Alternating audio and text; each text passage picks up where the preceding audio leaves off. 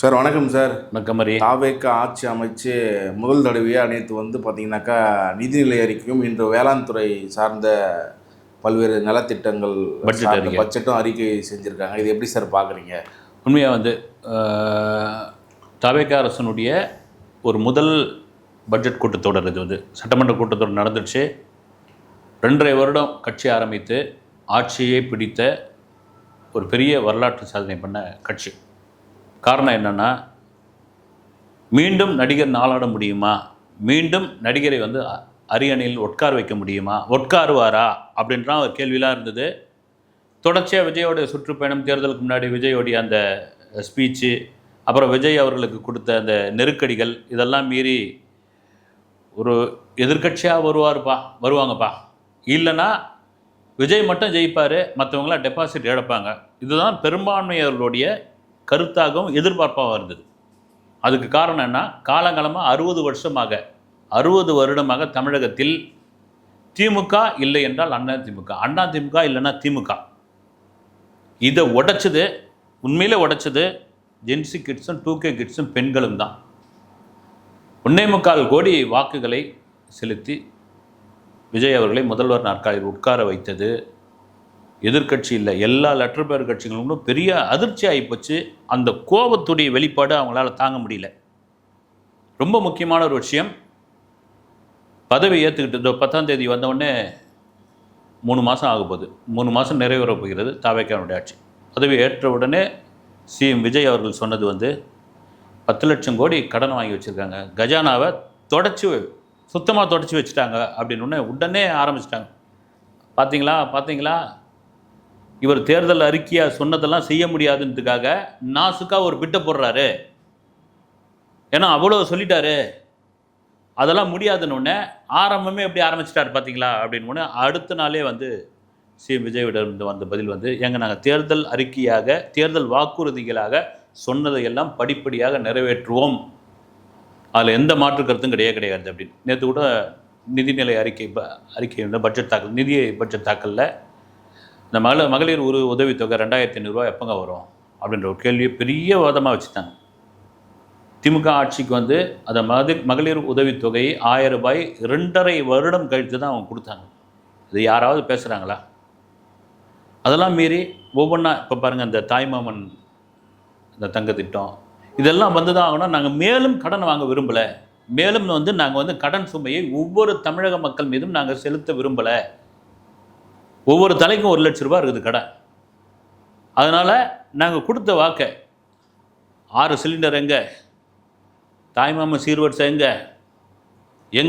எங்கே இதில் ரொம்ப முக்கியமான விஷயம், இன்றைக்கி வேளாண் துறை அமைச்சர் வினோத் அவர்கள் பட்ஜெட் தாக்கல் 2.5 மணி நேரம் அந்த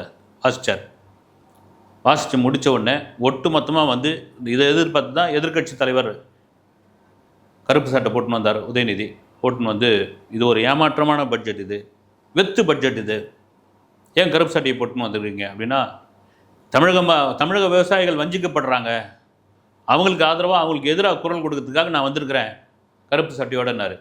அதே தான் மக்கள் கேட்குறாங்க. ஒரு 2 நாள் 3 நாளைக்கு முன்னாடி காவிரி நீர் போராட்டத்துக்காக டெல்டா போனீங்க சாமி, நீங்கள் விவசாயிகளுக்கு தானே போனீங்க. விவசாயிகளுக்கு ஆதரவாக போக வேண்டிய இடத்துல ஆபாச பேச்சு ஏன், த்ரிஷா பேச்சு ஏன், இதுதானே ஏன் அப்படியாப்பட்ட ஒரு பேச்சு? இப்போ மட்டும் கருப்பு சட்டை போட்டுன்னு வந்துட்டீங்க. நாளைக்கு பாருங்கள், நாளைக்கு சட்டசபை பாருங்கள், 1 to 1 விவாதம் இருக்குதுல்ல. உங்கள் முதல்வரை எங்கேயும் ஓடி போக விடாமல் நீங்கள் இருக்க சொல்லுங்கள், நான் பார்த்துறேன். இவர் ஒரு பக்கம், எடப்பாடி பழனிசாமி அவர்கள் வெளியே 2.5 மணி நேரம் படித்தாருங்க, மாண்புமிகு வேளாண்மை துறை அமைச்சர் வினோத். அதில் ஒன்றுமே இல்லைங்க. 2.5 மணி நேரத்தில் ஒரு பொது பட்ஜெட்டுக்கு, ஒரு பொதுவாக போடுகிற பட்ஜெட்டுக்கு விவசாய பட்ஜெட்னு ஒரு ஸ்டிக்கரை ஒட்டி கொடுத்துட்டாங்க. பயிர்க்கடன் தள்ளுபடி என்ன ஆச்சு அப்படின்னு, பயிர்க்கடன் தள்ளுபடி அப்படின்னா நான் கேட்குறேன், விவசாயிகள் கூட சில பேர்லாம், விவசாய சங்கத்தை சேர்ந்தவர்கள், விவசாயிகள்லாம் கூட ஒரு பைட்ஸ்லாம் கொடுத்துருக்காங்க. நீங்கள் 60 வருஷம் திராவிட கட்சிகளுடைய ஆட்சி தமிழகத்தில் நடந்துகிட்ருக்கு. இந்த 60 வருஷத்தில் நீங்கள் எத்தனை முறை கேட்டீங்க? கடந்த ஆட்சியில் எத்தனை முறை கேட்டீங்க? அது மூலம் ஆட்சியில் எத்தனை முறை கேட்டீங்க? எத்தனை முறை அவங்க பயிர்க்கடை தள்ளுபடி பண்ணியிருக்காங்க? எவ்வளோ பண்ணியிருக்காங்க? வந்து ஒரு 2.5 மாதம் ஆகுது, 3 மாதம் ஆக போகுது. அதுக்குள்ளே பயிர்க்கடன் தள்ளுபடி பண்ணுங்கள், முழுமையாக பண்ணுங்கள், நீங்கள் அங்கே சொன்னது ஒன்று இங்கே ஒன்று அப்படின்னா, ஏங்க துட்டு இல்லைங்க, துட்டு வர்றதுக்கான வழியை பாருங்கள். ஒரு அறிவியல் தொழில்நுட்பத்தை பயன்படுத்தி சாகுபடி உற்பத்தியை அதிகமாக்குவதற்கான ஒரு திட்டங்களை வந்து அறிவிச்சிருக்காங்க. வரவேற்கக்கூடிய ஒரு விஷயம். விவசாய சங்க தலைவர் அதை வரவேற்றிருக்காரு. அதே வேளையில் எங்களுக்கான கடன் சுமை இருக்குது அப்படின்னா, ரைட்டு, அதுவும் தான் இருக்குது. நான் திரும்பவும் சொல்கிறேன், எப்போ பார்த்தாலும் விவசாயிகள்லாம் இதையே சொல்லிட்டு இருப்பீங்களா அப்படின்ற ஒரு விஷயம் மக்கள் மத்தியில் இதுவாகிடக்கூடாது. நான் திரும்ப சொல்கிறது, எந்த நாடாக இருந்தாலும் அந்த நாட்டினுடைய மிகப்பெரிய ஆக்சிஜன், மிகப்பெரிய முதுகெலும்பே வந்து விவசாயிகள் தான். நான் திரும்ப சொல்கிறது, அவங்க வந்து சேத்துல காலை வைக்கலைன்னா மக்கள் வந்து சோத்தில் கையை வைக்க முடியாது. ஐரோப்பாவில் 2ஆம் உலகப் போர் முடிந்து மிகப்பெரிய அளவில் பசியும் பட்டினியுமாக இருந்த பொழுது செல்வந்தர்கள் அத்தனை பேர் டாலரையும் பணத்தையும் தங்கத்தையும் வீட்டில் மடியில் கட்டி வச்சுருந்தானுங்க. உணவு கிடையாது, எவ்வளோ வேணாலும் தரன்றான் காசு, ஒரு ரொட்டி துண்டு கொடுன்றான், உங்கள் ஆசத்துக்கு நீயே சாப்பிடுன்றான், நீயே வச்சுக்கோ, எனக்கே ரொட்டி துண்டு கிடையாதுன்னு பெரிய பெரிய கோட்டீஸ்வரம் போய் பேக்கரியை போய் கொள்ளடிச்சான், பேக்கரியை போய் உடைச்சான். அப்போ தான் தெரிஞ்சுது உணவு எவ்வளோ பெரிய முக்கியமான ஒரு விஷயம். உணவு தட்டுப்பாடு ஏற்பட்டதுன்னா ஒரு நாடு எந்த நிலை அழிவு நிலைக்கு போகும் அப்படின்னு. அதுக்கு நிச்சயமாக விவசாயிகளை காத்தே ஆகணும், விவசாயத்தை காத்து தான் ஆகணும். அதே வேளையில் ஒரு அரசு இப்போ தான் புதுசாக வந்திருக்குது. வந்த அரசை நீங்கள் போட்டு விமர்சனம் பண்ணிக்கிட்டே இருந்தீங்கன்னா என்னாச்சுன்னு கேட்டுக்கிட்டே இருந்தால் என்ன அர்த்தம்? வந்து செய்வார்கள். எனக்கு தெரிஞ்சு பார்த்தீங்கன்னா ஒரு கரெக்டான ஒரு வேளாண்மை பட்ஜெட்டு தான் தாக்கல் பண்ணியிருக்காங்க. அதில் எந்த வித மாற்று கருத்தும் இல்லை.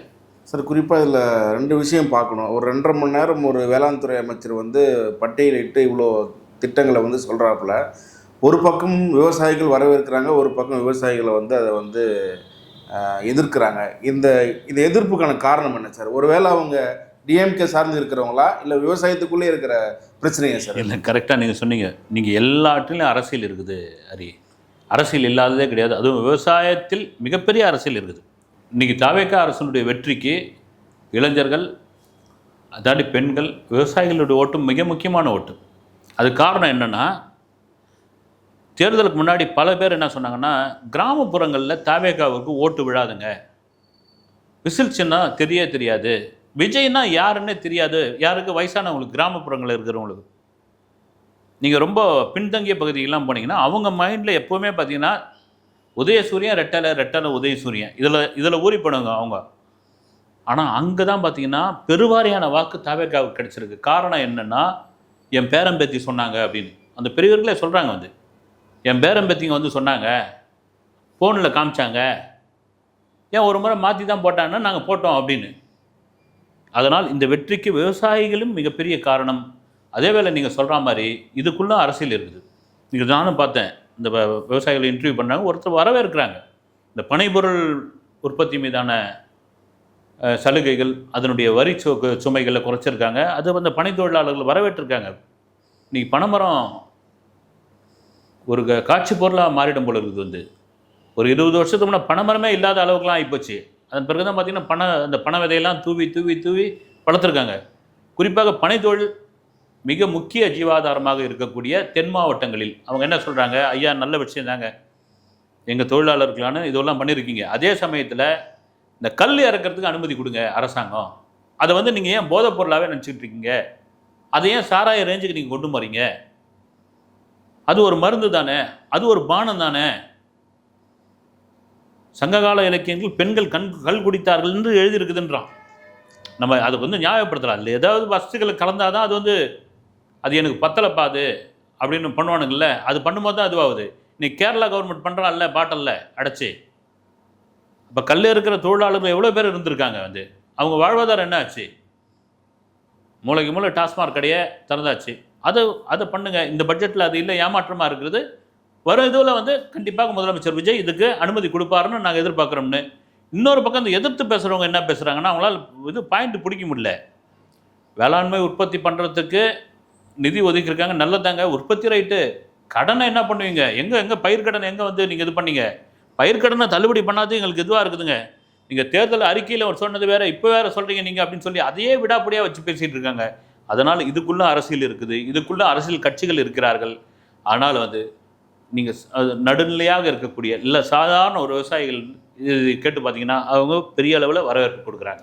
இன்னொன்று தேர்தல் அறிக்கையில் சொல்லப்பட்ட மாதிரி மகளிருக்கான 2500 ரூபாய் உதவித்தொகை, அப்புறம் மாணவர்களுக்கு வேலையில்லா மாணவர்கள் பட்டதாரிகளுக்கு பார்த்தீங்கன்னாக்கா 4000 ரூபாய் நிதி உதவி, இதெல்லாம் வந்து அரசியல் வாக்குறுதியாக கொடுத்தது வந்து தாவேக்கா அரசு. ஆனால் இது வந்து வெறும் வெற்றி அறிக்கையாக இல்லை, இது வெறும் வெத்த அறிக்கையாக இருக்குது அப்படின்னு சொல்லிட்டு சீமான் அவர்களும் பதிவு போட்டிருக்காரு. இது எப்படி சார் பார்க்குறீங்க? அவர் எது பண்ணாலும் சரி, இந்த ஆட்சியே வந்து பிரமாதமாக நடக்குது.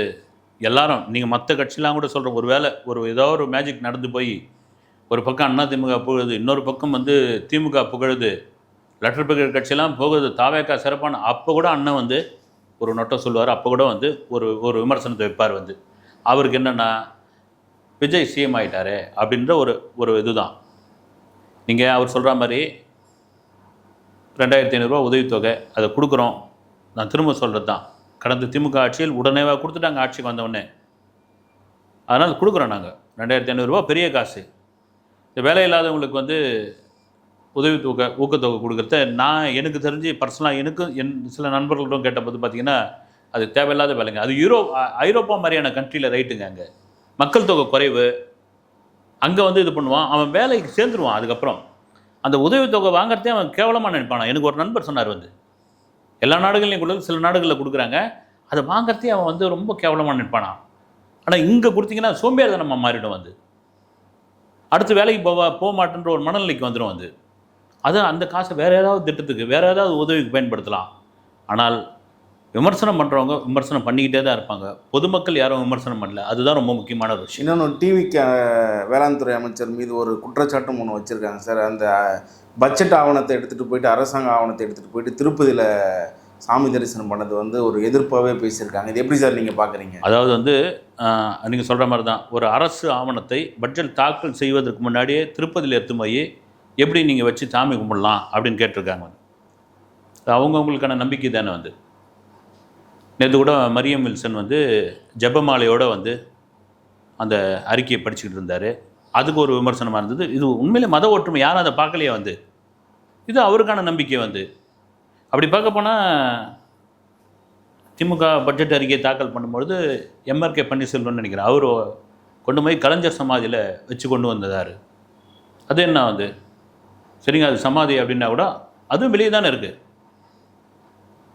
உள்ளவா இருக்குது, வந்து வெளியே தானே இருக்குது, கோவில் தானே. டிஸ்பிளேயில் வந்து முன்னாள் அமைச்சர் KN நேரு அவர்களுடைய பேர் டொனேஷன் கொடுத்தாருன்னு பேர் ஓடிச்சில்ல, அதில் போச்சில்ல. அப்பயும் அதை விமர்சனம் பண்ணுறீங்க நீங்கள். முதல்ல ஒரு விஷயம் ஹரி, மக்கள் யாரும் அப்படி வந்து முதல்ல வந்து மக்கள் விமர்சனம் பண்ணணும், மக்கள் வந்து கொந்தளிக்கணும். மக்கள் நான் விமர்சனம் பண்ணும்பொழுது இன்றைக்கி எல்லாரும் சோஷியல் மீடியாவில் இருக்காங்க, எல்லாரும் வந்து கருத்து சொல்ல ஆரம்பிச்சிட்டாங்க. நீங்கள் கூட போய் ஒரு பைட்ஸ் எடுக்கிறீங்க, பாருங்களேன் மக்கள் என்ன தெளிவாக பேசுகிறாங்க அப்படின்னு. இன்னைக்கு கூட பார்த்தேன், ஒரு பெண்மணி வந்து 7 நிமிஷத்துக்கிட்ட பேசியிருக்காங்க தாவேக்கார சம்மந்தமாக. ஆனால் மக்கள் பேசினாதான், மக்கள் கொந்தளிச்சாதான், மக்கள் எதிர்த்தால் தான் அது. அவர்கள் எதிர்க்காத முன்னுக்கு அது வரவேற்றால் அது வரவேற்புக்குள்ள ஒரு விஷயம்தான் அது. சார், குறிப்பாக நாளை நடக்கிற இது தொடர்ச்சியான விவாதங்களில் பார்த்தீங்கன்னாக்கா வேறு ஏதாவது சிறப்பு திட்டங்கள் கொண்டு வரதுன்னு வாய்ப்பு இருக்கா சார்? இல்லை, சிறப்பு திட்டங்கள் கொண்டு வரதுக்கான வாய்ப்பு இருக்குது, அதை அறிவிப்பாங்க. அதை தாண்டி அதுக்கப்புறம் வந்து கேள்வி பதில் நேரமாக மாறும். எதிர்கட்சியுடைய கேள்விகள், அதற்கான பதில் சொல்லக்கூடியது முதல்வர் கண்டிப்பாக பதில் சொல்லணுவாங்க. இன்றைக்கி ஒரு லீடு கொடுத்துட்டு போயிட்டார் வந்து உதயநிதி ஸ்டாலின். வந்து நாளை கேட்குறேன், வாயை திறந்து பேசுவாரா பார்க்கலான்னு. ஏற்கனவே வந்து வாயை திறந்து பேசுங்க சிஎம், வாயை திறந்து பேசுங்க சிஎம் அப்படின்னு சொல்லிட்டு இருந்தாங்க. அன்றைக்கி கொஞ்சம் ஒரு 5 நிமிஷம் வாயை திறந்து பேசுறதுக்கே வந்து அப்படி அந்தளவுக்கு இதுவாகிட்டாங்க. ஏன் இப்படிலாம் வாயை திறந்து பேசுகிறாரு அப்படின்னு. கரூருக்கு போங்கன்னாங்க. அப்புறம் கரூருக்கு போகிறேன்னு சொன்னால் போய் சுப்ரீம் கோர்ட்டில் போய் மனு போடுறாங்க, போகக்கூடாதுன்னு. அது மாதிரி இன்னையை விட நாளைக்கு ரொம்ப சுவாரஸ்யமாக இருக்கும். வாதம் வந்து அதிரி புதிரியாக இருக்கும்னு எதிர்பார்க்குறேன் நான். சார், அந்த சட்டமன்ற கூட்டத்தொடர் அப்படின்னு சொன்னாலுமே வந்து பார்த்தீங்கன்னா நாளுக்கு நாள் பார்த்தீங்கன்னாக்கா இது எப்போல்லாம் லைவில் வரும் அப்படின்ட்டு ஒரு பெரும் கூட்டம் வந்து இதுக்காக காத்துட்ருக்கு. இந்த வளர்ச்சி எப்படி சார் பார்க்குறீங்க? இது வளர்ச்சியை தாண்டி இது ஒரு நல்ல விஷயம்னு நான் சொல்கிறேன் நான். ஏன்னா அவ்வளோ பார்க்குறவங்க அத்தனை பேரும் இளைஞர்கள் பெரும்பான்மையாக. பார்த்திங்கன்னா நான் எனக்கு தெரிஞ்ச பேருந்து நிலையங்களில், பார்க்கில், பொது இடங்களில் மொபைலில் வச்சு பார்த்துட்ருங்க, ஹெட்ஃபோனை வச்சு கேட்டு பார்த்துட்ருக்காங்க காணொலியில்.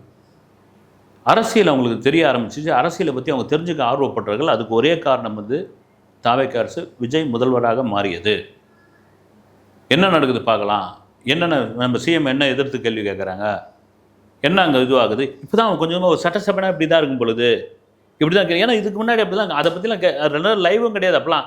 அதுக்கு என்ன மறுநாள் செய்தித்தாளில் வரும் வந்து மைக்கை தூக்கி எறிந்தார்கள், வாட்டர் பாட்டில் அடித்து கொண்டார்கள், அப்புறம் வந்து அறிக்கை கிழித்து தள்ளினார்கள் அப்படின்ற மாதிரிலாம் வரும் வந்து.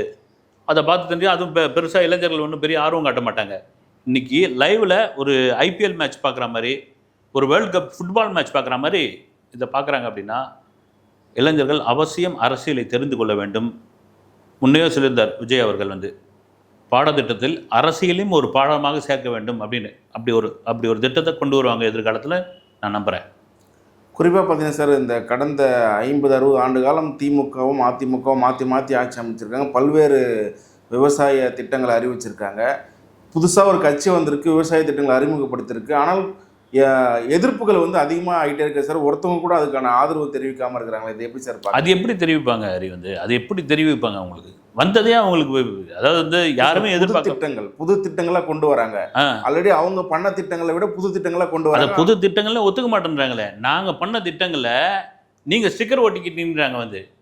நாங்கள் விட்ட திட்டத்தை அப்படின்னு. ஒரே ஒரு விஷயம், நீங்கள் 5 வருஷம் ஆட்சி செஞ்சீங்க, ஒரு வருஷத்துக்கு 365 நாள், 5ஆல் பெருக்கிங்க. இவங்க வந்து 70 நாள் தான் ஆகுது. நீங்கள் 5 வருஷத்தில் விட்ட திட்டங்களை இவங்க தொடர்றாங்க.